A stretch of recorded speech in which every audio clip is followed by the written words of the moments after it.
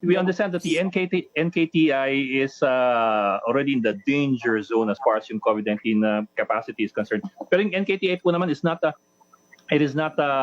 COVID designated hospital, di ba? So you're looking at 30% mandatory pa lang naman na nasa danger zone po kayo. Tama ho ba? Yes, we allocated more than 30% of our beds for supposedly suspects, probable COVID. We are forced by circumstances then because initially we said na we will not accept COVID because we are a transplant center. Yes. And we have no compromised patients. But then you cannot avoid having these patients who are mostly renal also and mostly on dialysis. So we tried to refer to other centers but napupuno rin sila. So we have COVID patients now because of the difficulty on referring them to other hospitals. But our referral centers are the Jose Rodriguez Lung Center and PGH.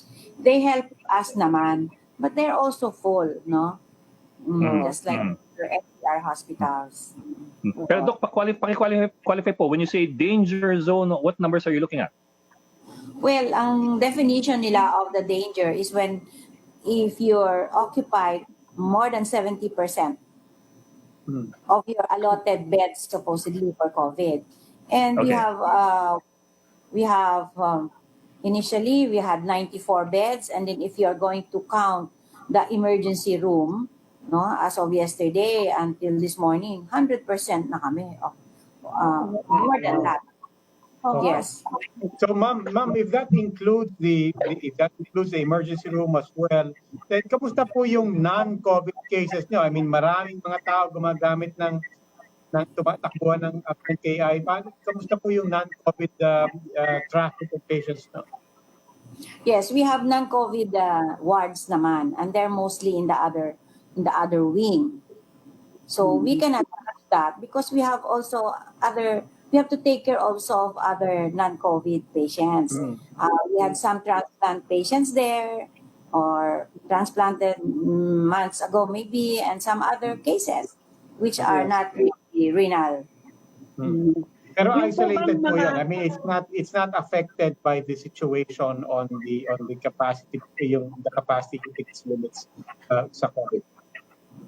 Well, in a way, it has an effect on our other non-COVID patients because, for example, our transplant patients, they would be afraid to come to the hospital to consult or even to have their laboratory tests.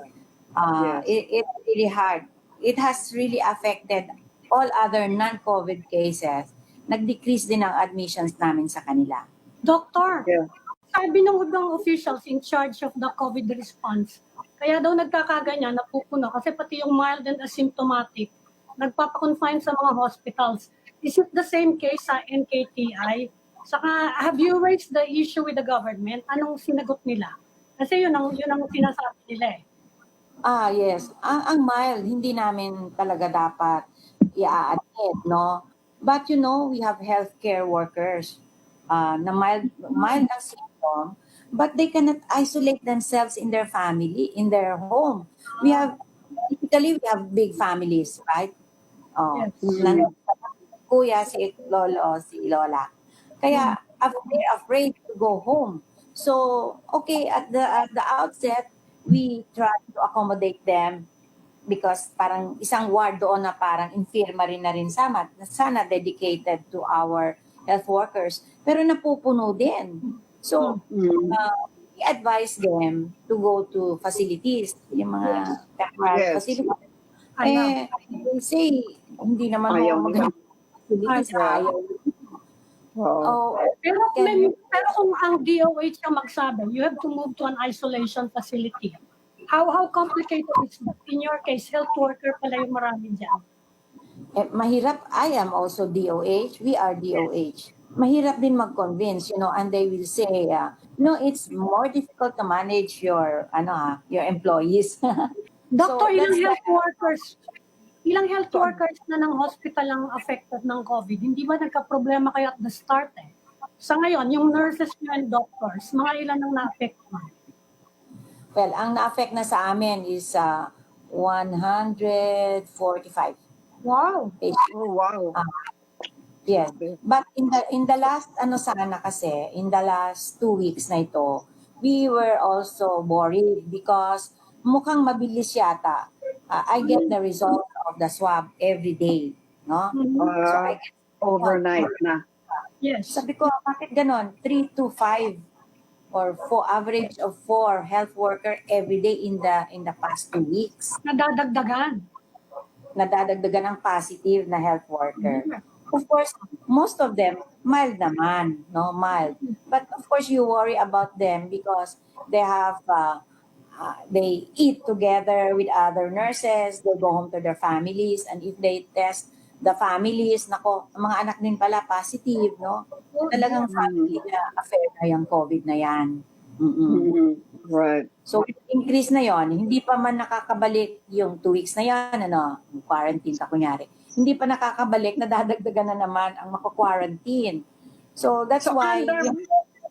Undermanned kayo ngayon? Undermanned? Wala kayong pakuhang pamalit? Ganon? Undermanned kami. At any one time ngayon, may 48 kaming walang healthcare worker. And we have augmentation by the DOH. Sabi, okay, we allow you to get 41 nurses to augment the, wala namang nag-a-apply. Actually, 2 months na yung sinabi sa amin na 41 idagdag namin.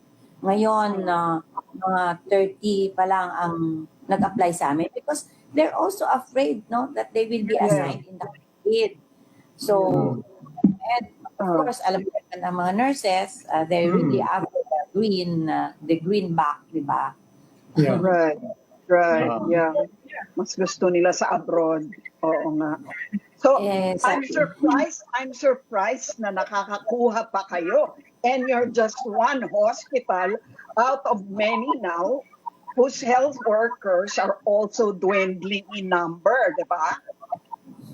Actually, we got a nurse from another center. Kasi daw nasayan siya sa COVID. Okay, sabi ko, sige, augmentation din sa amin. I will assign you in the operating room because some of the nurses in the operating room were also assigned in the COVID. So, ganun lang. Oh, yeah. Ang hirap. Grabe. Wow, no. Bow kami sa inyo. This is such a challenge. Yeah. Yes. Okay. Si medtech din namin. Di ba? Sila ang nag-process ng mga swab test. They swab and process in the labs. When they're in the laboratory, naka-full PPE sila talaga, level 4. Contamination yun eh. We also have medtechs na nagpa-positive. So, grabe. multiply yan. So, ayan, we should do this and that. So, we have to contain the virus and we have to stop admitting. That was 2 nights ago. Stop kami. And now, I am trying to transfer some of the patients to our other colleagues. And hopefully, if we can sort of clear up first our ER so we can fully decontaminate. When we had our tents, remember, I think you know that we had tents before. We had to decontaminate only if the tent is empty or on the sides only. But right now, hindi namin dahil ang ER is very much loaded, fully loaded. Hindi ka makadecontaminate, misting and all, may patient. Oh, wow.